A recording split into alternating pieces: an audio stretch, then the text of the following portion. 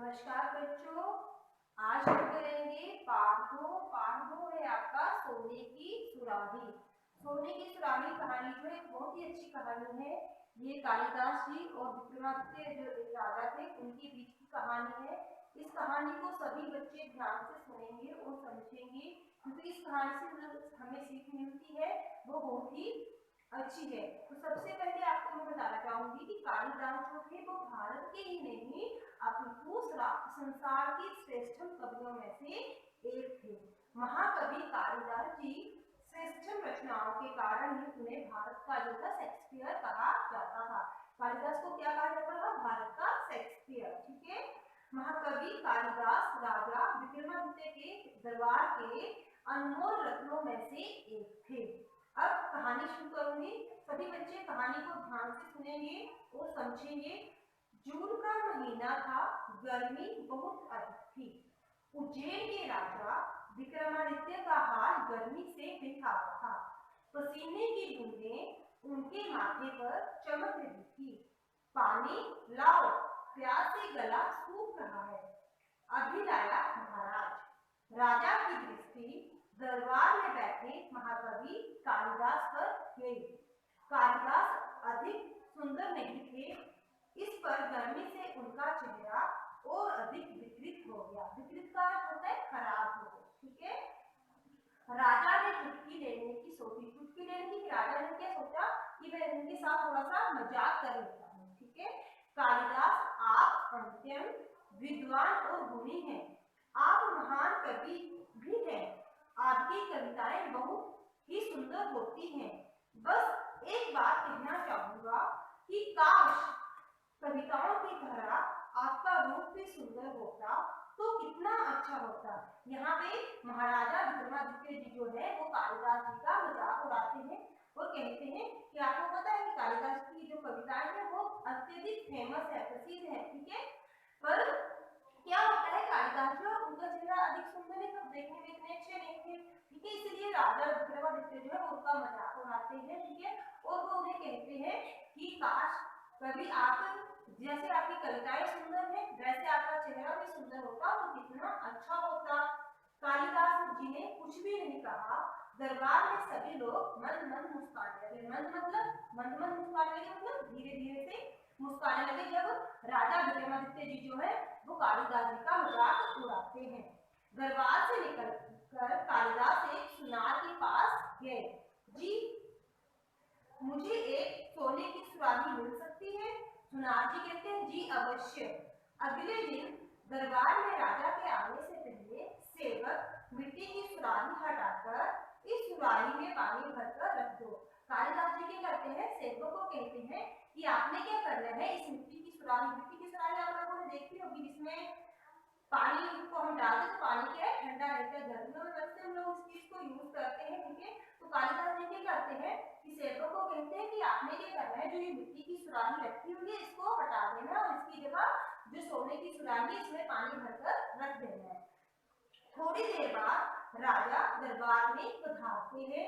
गर्मी से बेहाल होने की वजह से आते हुए कहते हैं पानी लाओ। अब विक्रमादित्य राजा जी जो है वो दरबार में आ जाते हैं और गर्मी से उनका हाल जो था बहुत बुरा हो गया था। और वो जैसे ही दरबार में पहुंचते हैं तो वो सेवक को कहते हैं कि जाओ मुझे पानी लाओ।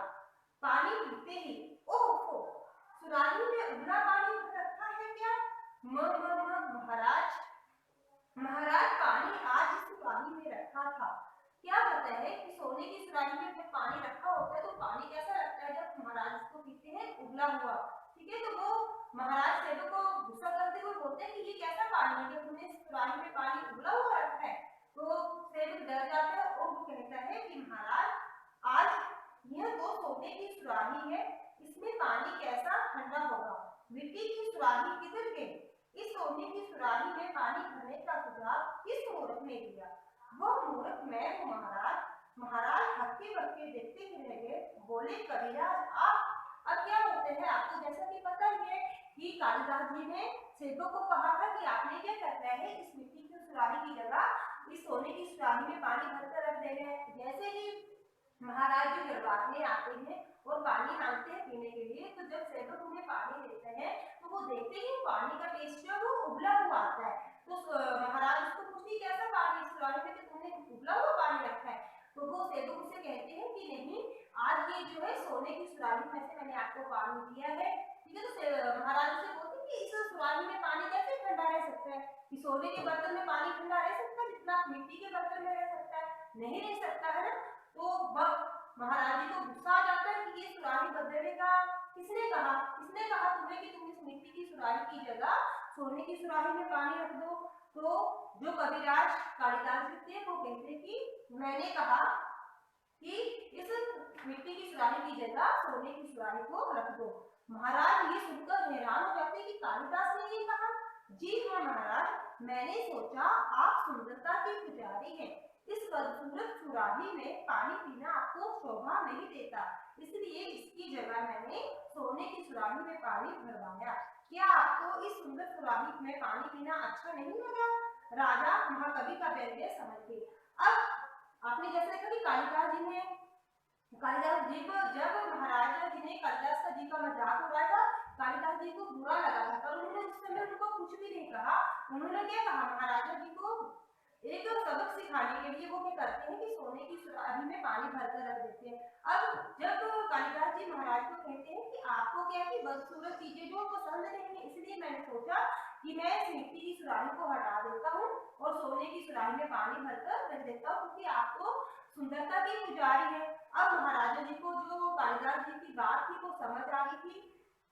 तो इस कहानी से हमें क्या सीख मिलती है कि हमें किसी भी चीज की सुंदरता के पीछे नहीं भागना चाहिए, हमें क्या है उसके गुणों की तरफ देखना चाहिए, क्योंकि ऐसा नहीं कि जो चीजें सुंदर नहीं उनमें गुण नहीं होंगे, हर एक व्यक्ति के अपने अपने जो गुण होते हैं। ठीक है, तो इस तरह से ये कहानी है। अब हम इसमें करेंगे नए शब्द।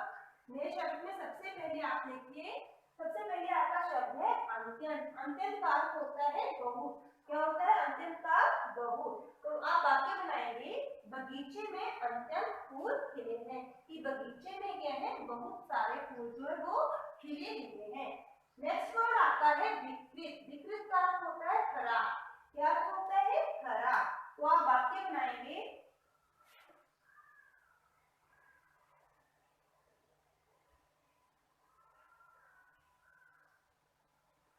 वाक्य बनाएंगे मेरा चेहरा धूल से विकृत हो गया। विकृत मतलब खराब हो गया, कि धूल के कारण मेरा चेहरा जो है वो क्या हो गया? विकृत हो गया। नेक्स्ट वर्ड है बेहाल। बेहाल का अर्थ होता है बेचैन। तो इसमें वाक्य में से मेरा हाल गर्मी से बेहाल है, कि मैं क्या हूँ गर्मी के अधिक गर्मी होने के कारण मैं बेचैन हो गया हूँ, बेहाल हो गया हूँ। विद्वान। विद्वान का अर्थ होता है ज्ञानी। वाक्य बनाएंगे कालिदास महान विद्वान थे।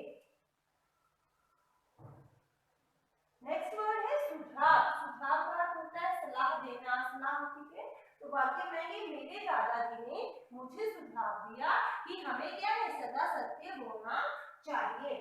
नेक्स्ट वर्ड है व्यंग्य। व्यंग्य का अर्थ होता है ताना। जब हम किसी का उपहास उड़ाते हैं, मजाक करते हैं, तो हमें क्या है किसी का भी व्यंग्य नहीं करना चाहिए। नेक्स्ट वर्ड है दृष्टि।